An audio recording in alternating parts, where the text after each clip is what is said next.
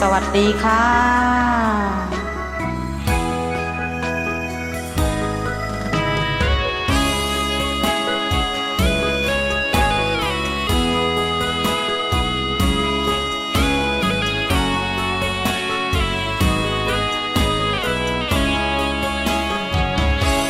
เจ็บในใจ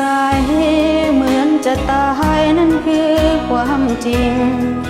คนที่หัวใจถูกทิ้งก็ต้องซ้ำเป็นธรรมดาฉันมันคนเก่าเขาคือฝันใหม่ให้เธอค้นหาหาจริงหาเรื่องบอกลา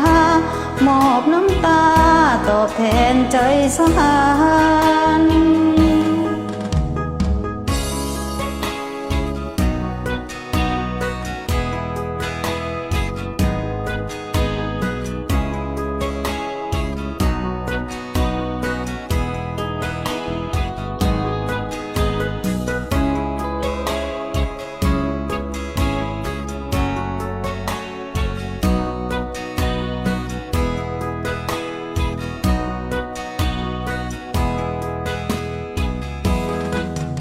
อย่าโทรมาแค่ปลอบใจอย่าเกรงทำเป็นสงสารเธอเป็นคนบอกเลิกกันยังจำได้ไหม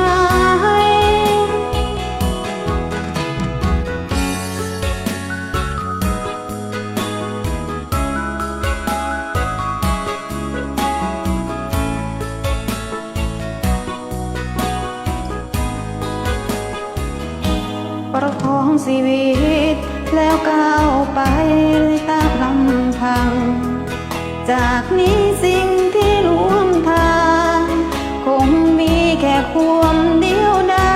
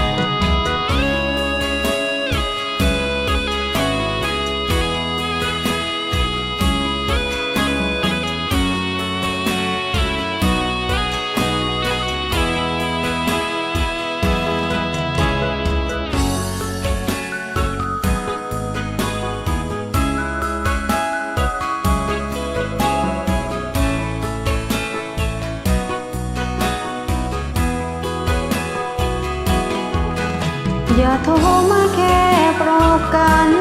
หากความรักไม่เหลือในใจคนที่เธอควรห่วงใยไม่ควรเป็นสหายคนคนนี้ไม่เคยต้องการถ้อยคำปลอบใจถึงฉันแพ้ก็ไม่ต้องการรางวัลปลอบใจ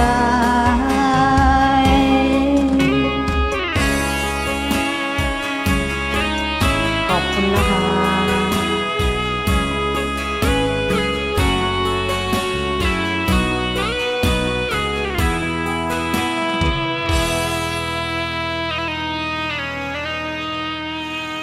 ค่ะบ๊ายบาย